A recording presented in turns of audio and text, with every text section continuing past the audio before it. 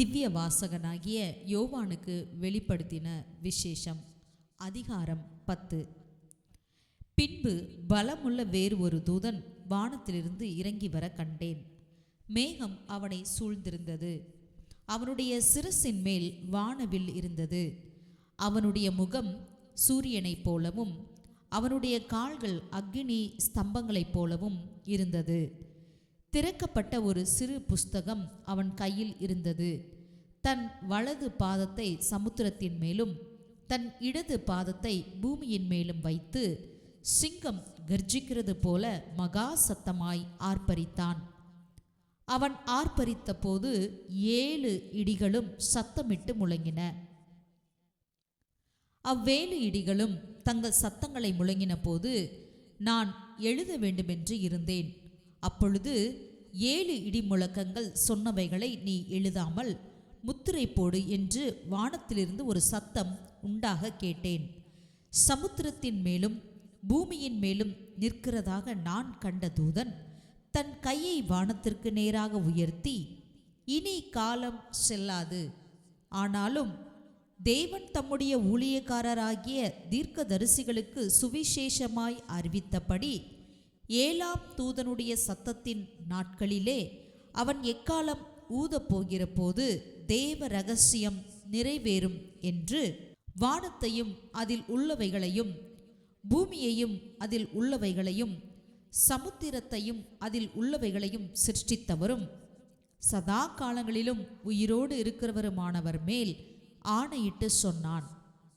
நான் வானத்திலிருந்து பிறக்க கேட்ட சத்தம் மறுபடியும் என்னுடனே பேசி, சமுத்திரத்தின் மேலும் பூமியின் மேலும் நிற்கிற தூதனுடைய கையில் இருக்கும் திறக்கப்பட்ட சிறு புஸ்தகத்தை நீ போய் வாங்கிக்கொள் என்று சொல்ல, நான் தூதனிடத்தில் போய் அந்த சிறு புஸ்தகத்தை எனக்கு தாரும் என்றேன்.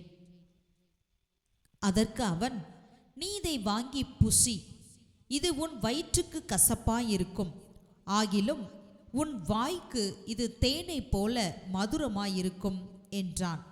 நான் அந்த சிறு புஸ்தகத்தை தூதனுடைய கையிலிருந்து வாங்கி அதை புசித்தேன். என் வாய்க்கு அது தேனை போல மதுரமாயிருந்தது. நான் அதை புசித்தவுடனே என் வயிறு கசப்பாயிற்று.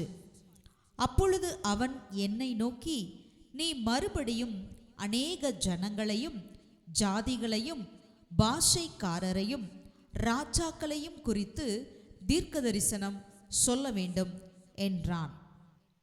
அதிகாரம் 11. பின்பு கைக்கோளுக்கு ஒப்பான ஒரு அளவுகோல் என்னிடத்தில் கொடுக்கப்பட்டது. அப்பொழுது தேவதூதன் நின்று என்னை நோக்கி, நீ எழுந்து தேவனுடைய ஆலயத்தையும் பலிபீடத்தையும் அதில் தொழுது கொள்ளுகிறவர்களையும் அளந்து பார்.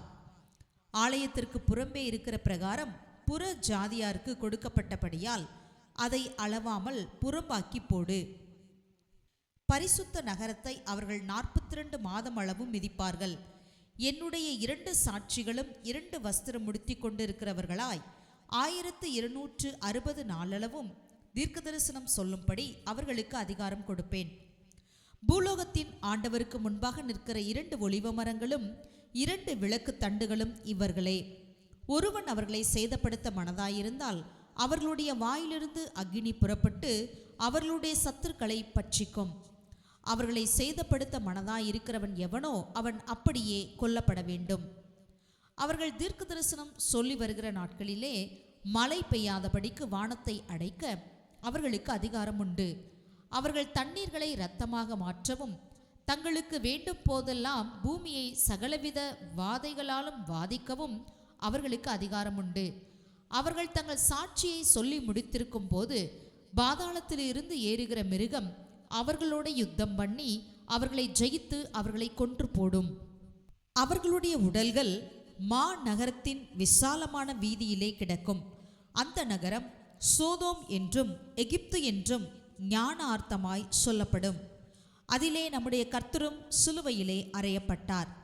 ஜனங்களிலும் கோத்திரங்களிலும் பாஷைக்காரரிலும் ஜாதிகளிலும் உள்ளவர்கள் அவர்களுடைய உடல்களை 3½ நாள் வரைக்கும் பார்ப்பார்கள். அவர்களுடைய உடல்களை கல்லறைகளில் வைக்க ஒட்டார்கள். அவ்விரண்டு தீர்க்கதரிசிகளும் பூமியின் குடிகளை வேதனைப்படுத்தினபடியால் அவர்கள் நிமித்தம் பூமியில் குடியிருக்கிறவர்கள் சந்தோஷப்பட்டு களி கூர்ந்து ஒருவருக்கொருவர் வெகுமதிகளை அனுப்புவார்கள். 3.5 நாளைக்கு பின்பு தேவனிடத்திலிருந்து ஜீவ ஆவி அவர்களுக்குள் பிரவேசித்தது. அப்பொழுது அவர்கள் காலூன்றி நின்றார்கள். அவர்களை பார்த்தவர்களுக்கு மிகுந்த பயம் உண்டாயிற்று. இங்கே ஏறி வாருங்கள் என்று வானத்திலிருந்து தங்களுக்கு உண்டான பெரிய சத்தத்தை அவர்கள் கேட்டு மேகத்தில் ஏறி வானத்திற்கு போனார்கள். அவர்களுடைய சத்துருக்கள் அவர்களை பார்த்தார்கள். அந்நேரத்திலே பூமி மிகவும் அதிர்ந்தது. உடனே அந்த நகரத்தில் 10% இடிந்து விழுந்தது. மனுஷரில் 7,000 பேர் பூமி அதிர்ச்சியினால் அழிந்தார்கள். மீதியானவர்கள் பயமடைந்து பரலோகத்தின் தேவனை மகிமைப்படுத்தினார்கள். 2ஆம் ஆபத்து கடந்து போயிற்று. இதோ 3ஆம் ஆபத்து சீக்கிரமாய் வருகிறது. 7ஆம் தூதன் எக்காலம் ஊதினான். அப்பொழுது உலகத்தின் ராஜ்யங்கள் நம்முடைய கர்த்தருக்கும் அவருடைய கிறிஸ்துவுக்கும் உரிய ராஜ்யங்களாயின. அவர் சதா காலங்களிலும் ராஜ்யபாரம் பண்ணுவார் என்னும் கம்பீர சத்தங்கள் வானத்தில் உண்டாயின. அப்பொழுது தேவனுக்கு முன்பாக தங்கள் சிங்காசனங்கள் மேல் உட்கார்ந்திருந்த 24 மூப்பர்களும் முகங்குப்புற விழுந்து, இருக்கிறவரும் இருந்தவரும் வருகிறவருமாகிய சர்வ வல்லமையுள்ள கர்த்தராகிய தேவனே, உம்மை ஸ்தோத்தரிக்கிறோம். தேவரீர் உமது மகா வல்லமையை கொண்டு ராஜ்யபாரம் பண்ணுகிறீர். ஜாதிகள் கோபித்தார்கள். அப்பொழுது உம்முடைய கோபம் உண்டது. மரித்தோர் நியாயத்தீர்ப்படைகிறதற்கும் தீர்க்கதரிசிகளாகிய உம்முடைய ஊழியக்காரருக்கும் பரிசுத்தவான்களுக்கும் உமது நாமத்தின் மேல் பயபக்தியாய் இருந்த சிறியோர் பெரியோருக்கும் பலன் அளிக்கிறதற்கும் பூமியை கெடுத்தவர்களை கெடுக்கிறதற்கும் காலம் வந்தது என்று சொல்லி தேவனை தொழுது கொண்டார்கள். அப்பொழுது பரலோகத்தில் தேவனுடைய ஆலயம் திறக்கப்பட்டது. அவருடைய ஆலயத்திலே அவருடைய உடன்படிக்கையின் பெட்டி காணப்பட்டது. அப்பொழுது மின்னல்களும் சத்தங்களும் இடி முழக்கங்களும் பூமி அதிர்ச்சியும் பெரும் கல்மலையும் உண்டாயின. ஆமேன், ஆமேன். அதிகாரம் 12. அன்றியும் ஒரு பெரிய அடையாளம் வானத்திலே காணப்பட்டது. ஒரு ஸ்திரீ சூரியனை அணிந்திருந்தாள். அவள் பாதங்களின் கீழே சந்திரனும் அவள் சிரசின் மேல் 12 நட்சத்திரங்களும் உள்ள கிரீடமும் இருந்தன. அவள் கர்ப்பவதியாயிருந்து பிரசவ வேதனை அடைந்து பிள்ளை பெறும்படி வருத்தப்பட்டு அலறினாள். அப்பொழுது வேறு ஒரு அடையாளம் வானத்திலே காணப்பட்டது. 7 தலைகளையும் 10 கொம்புகளையும் தன் தலைகளின் மேல் 7 முடிகளையும் உடைய சிவப்பான பெரிய வலுசர்ப்பம் இருந்தது. அதன் வால் வானத்தின் நட்சத்திரங்களில் 1/3 இழுத்து அவைகளை பூமியில் விழ தள்ளிற்று. பிரசவ வேதனைப்படுகிற அந்த ஸ்திரீ பிள்ளை பெற்றவுடனே அவளுடைய பிள்ளையை பட்சித்து போடும்படிக்கு அந்த வலுசர்ப்பம் அவளுக்கு முன்பாக நின்றது. சகல ஜாதிகளையும் இருப்பு கொலால் ஆளுகை செய்யும் ஆண் பிள்ளையை அவள் பெற்றாள். அவளுடைய பிள்ளை தேவனிடத்திற்கும் அவருடைய சிங்காசனத்தினிடத்திற்கும் எடுத்துக்கொள்ளப்பட்டது. அவளுடைய பிள்ளை தேவனிடத்திற்கும் அவருடைய சிங்காசனத்தின் இடத்திற்கும் எடுத்துக்கொள்ளப்பட்டது. ஸ்திரீயானவள் வனாந்திரத்திற்கு ஓடிப்போனாள். அங்கே 1260 நாளளவும் அவளை போஷிப்பதற்காக தேவனால் ஆயத்தமாக்கப்பட்ட இடம் அவளுக்கு உண்டாயிருந்தது. வானத்திலே யுத்தம் உண்டாயிற்று. மிகாவேலும் அவனை சேர்ந்த தூதர்களும் வலுசர்ப்பத்தோட யுத்தம் பண்ணினார்கள். வலுசர்ப்பமும் அதை சேர்ந்த தூதரும் யுத்தம் பண்ணியும் ஜெயம் கொள்ளவில்லை. வானத்தில் அவர்கள் இருந்த இடமும் காணப்படாமல் போயிற்று. உலகம் அனைத்தையும் மோசம் போக்குகிற பிசாசு என்றும் சாத்தான் என்றும் சொல்லப்பட்ட பழைய பாம்பாகிய பெரிய வலுசர்ப்பம் தள்ளப்பட்டது. அது பூமியிலே விழ தள்ளப்பட்டது. அதனோடே கூட அதை சேர்ந்த தூதரும் தள்ளப்பட்டார்கள்.